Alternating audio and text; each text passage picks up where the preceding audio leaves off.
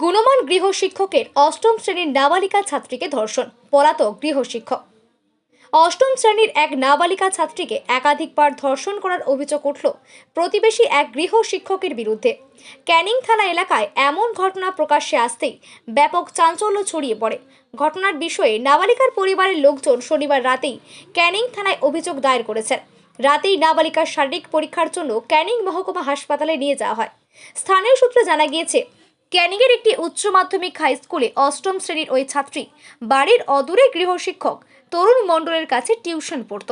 অভিযোগ, গত প্রায় 5 মাস আগে ওই ছাত্রী সন্ধ্যার সময় টিউশন পড়তে গিয়েছিল। সেই সময় ছাত্রীকে ফুসলিয়ে স্থানীয় একটি মাঠের মধ্যে নিয়ে গিয়ে ধর্ষণ করে। একইভাবে আবারও একবার ওই নাবালিকার সাথে রাতের অন্ধকারে মাঠে নিয়ে গিয়ে ধর্ষণ করে বলে অভিযোগ। এমন কুকর্মের কথা যাতে কেউ না জানতে পারে তার জন্য ওই ছাত্রীকে হুমকিও দেয় গৃহশিক্ষক তরুণ মণ্ডল। এরপর থেকে ওই ছাত্রী টিউশন পড়তে যাওয়া প্রায় বন্ধ করে দিয়েছিল।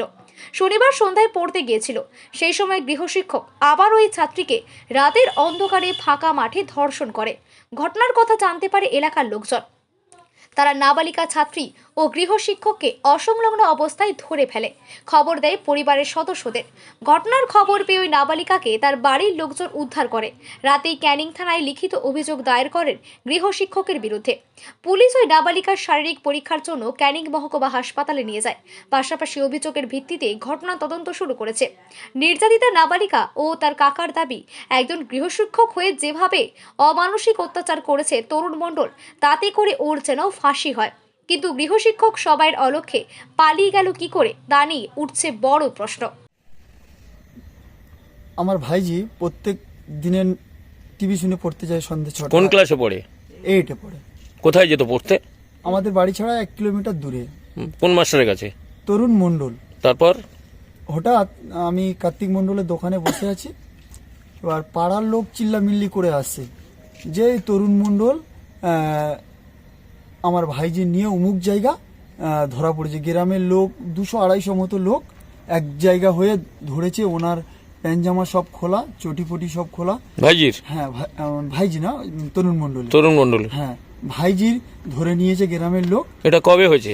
আজকের সন্ধ্যার ঘটনা। তারপর এবারে যখন শুনতে পেলাম কানে আওয়াজটা, তখন আমরা ছুটে গিয়ে দেখলাম ভাইজিকে একটা গ্রামের ঘরে আটকে রেখেছে। ছেলেটা পালিয়েছে, জামা কাপড় ছিঁড়ে। গ্রামের লোক ধরার চেষ্টা করেছিল কিন্তু রাখতে পারেনি। এই যে অভিযুক্ত কি তরুণ মণ্ডল?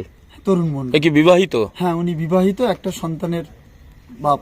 মানে টিউশনি পড়াতো? টিউশনি মাস্টার। ওই এলাকারই? হ্যাঁ, ওই মধুখালী এলাকারই। এই শুধু কি আজকের এই ঘটনা ঘটেছে না বিগত দিন এরকম ঘটেছিল? বিগত দিন এর আগে নাকি 2বার এইরকমই ঘটনা ঘটেছে, যেটা প্রকাশ্যে আসেনি। প্রকাশ্যে আসেনি। নাকি ভাইজিকে ভয় দেখানোর একটা চক্রান্ত চালিয়েছিল। মানে খুব ভয় দেখানো হয়েছিল? খুব ভয় দেখানো হয়েছিল। তারপরে আজকের কি জানতে পারলেন? আজকের যখন গ্রামের লোক এই বিষয়টা ধরাধরি করলো, তখন বিষয়টা আমাদের মস্তিষ্কে এলো। এখন কি থানায় অভিযোগ করবেন? হ্যাঁ, এখন আমরা থানায়তে প্রথম আমরা